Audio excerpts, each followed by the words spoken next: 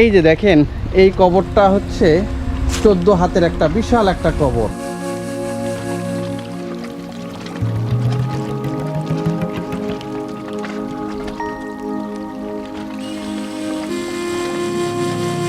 নিয়মকানুন নিয়ে চলতে হবে। অনেক সময় টাকায় পয়সায় মানুষের ইমান আমান হারা ফেলা যায়। হ্যাঁ, ইমান আমান অনেক সময় মানুষ টাকা পয়সার ব্যাপারে ইমান আমান হারা ফেলা যায়। টাকার উপর লোভ করে তার ইমান ঠিক থাকবে না।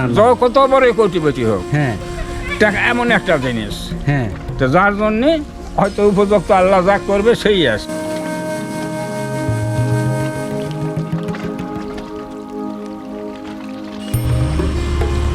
ভিউয়ার্স, আমি এখন রয়েছি সান্তাহার এবং নওগাঁর যে বাইপাস রোড, সেই বাইপাস রোডের এখানে দাঁড়িয়ে আছি এবং আমার এই পাশে রয়েছে তুলসীগঙ্গা যে নদী, সেই তুলসীগঙ্গা ব্রিজের পাশেই কিন্তু আমি দাঁড়িয়ে আছি। এই তুলসীগঙ্গা নদীর পাড়েই কিন্তু রয়েছে একটা অলৌকিক কবর, যে কবরটা এখানে 14 হাত লম্বা কবর। তো এর আগে আমি কখনো এই 14 হাত লম্বা কবর আমি দেখিনি। তো এটা নওগাঁর যে ডানা পার্ক আছে, সেই ডানা পার্কের রাস্তা কিন্তু। আর এই যে তুলসীগঙ্গা যে ব্রিজ, সেই তুলসীগঙ্গা ব্রিজ, আমি এখন এই যে নিচু যে রাস্তাটা দেখতেছেন, এই রাস্তা দিয়ে কিন্তু সেই কবরের পাশে যাব। এটা অলৌকিক একটা কবর, 14 হাত লম্বা কবর, এর আগে দেখিনি। এবং চলুন দেখি আপনাদেরকেও দেখাই এই 14 হাতের কবর।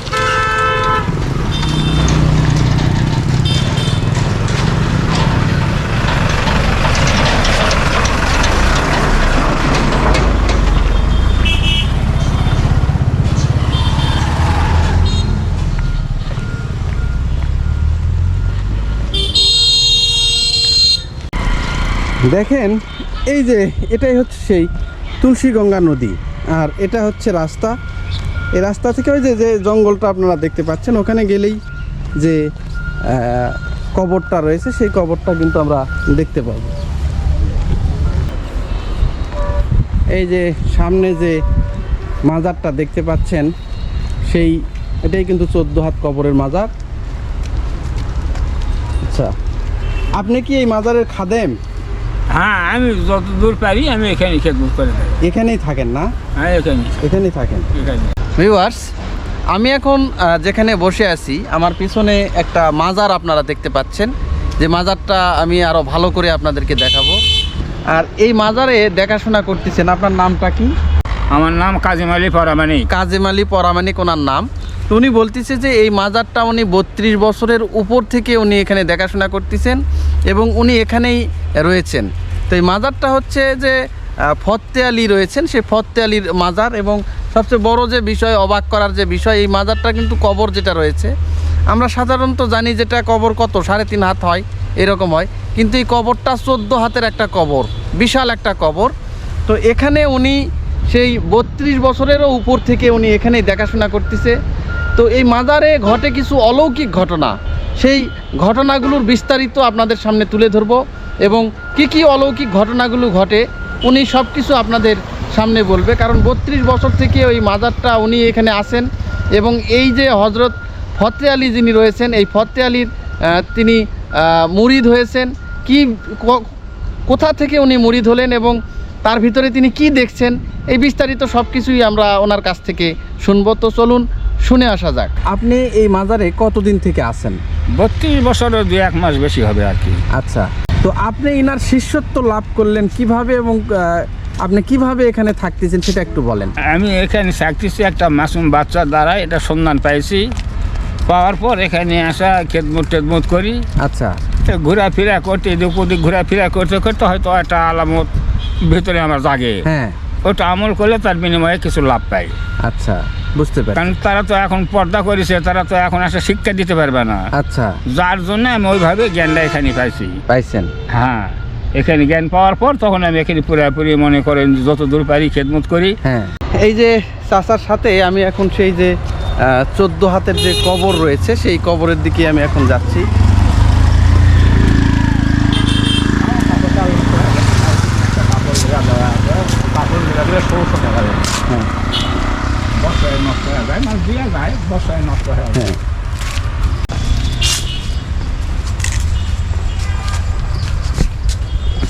আপনি কি বাড়িতেই থাকতেছেন না এখানেই থাকতেছেন?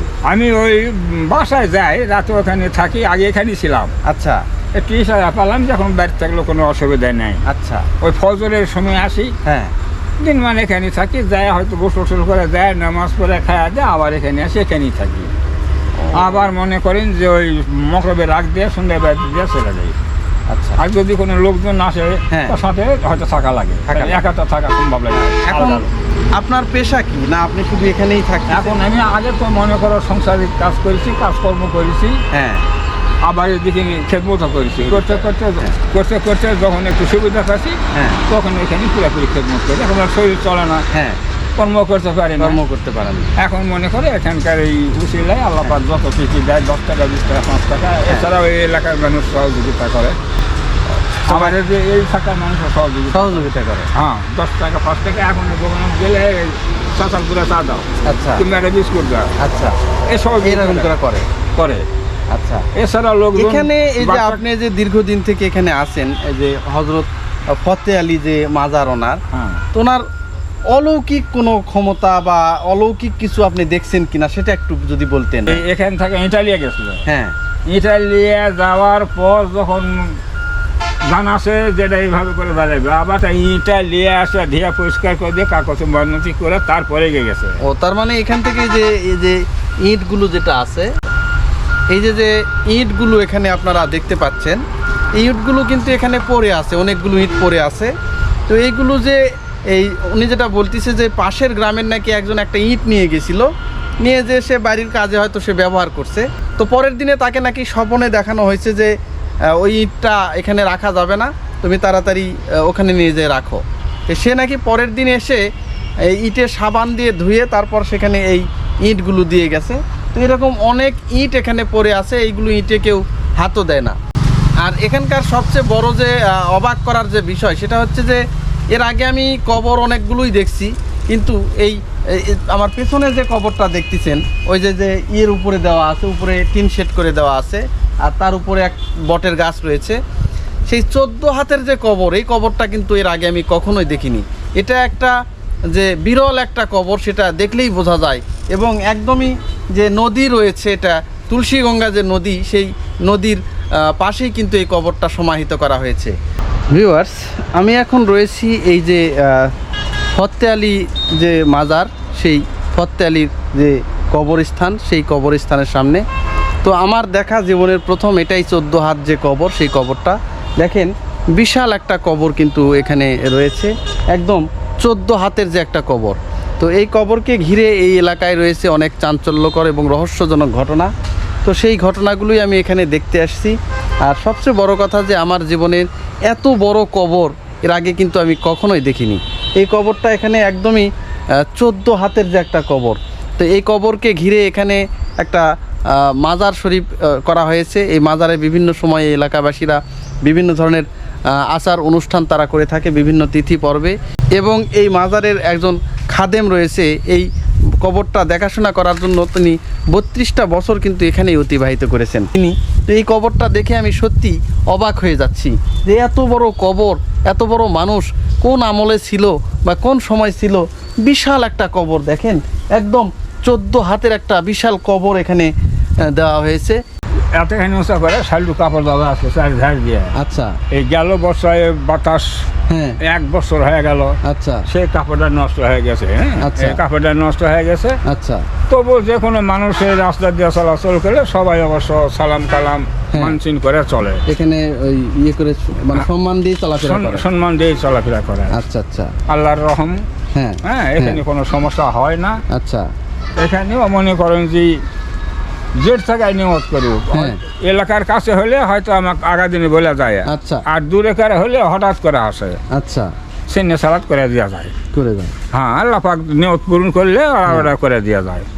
এই কবরটা কিন্তু যেন তেন কবর না, এটা কিন্তু যে সাধারণ যে মানুষগুলো আছে তাদের কিন্তু খুব ছোট পরিসরে কবর হয়, 3.5 হাত কবর হয়। আসার পরে কিন্তু দেখেন এই যে এটা দেখেন, একদম বিশাল 14 হাতের একটা বিশাল কবর এখানে আমরা দেখতে পাচ্ছি সেটা।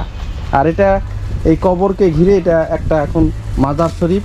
তো এখানে যিনি খাদেম হিসাবে আছেন, যিনি এই কবরটা দেখাশোনা করেন বা এই মাজারটা যিনি দেখাশোনা করেন, তো উনি বলতেছে এটা ফতে আলী যে দরবেশ বাবা, সেটা ওনারই কবর এটা।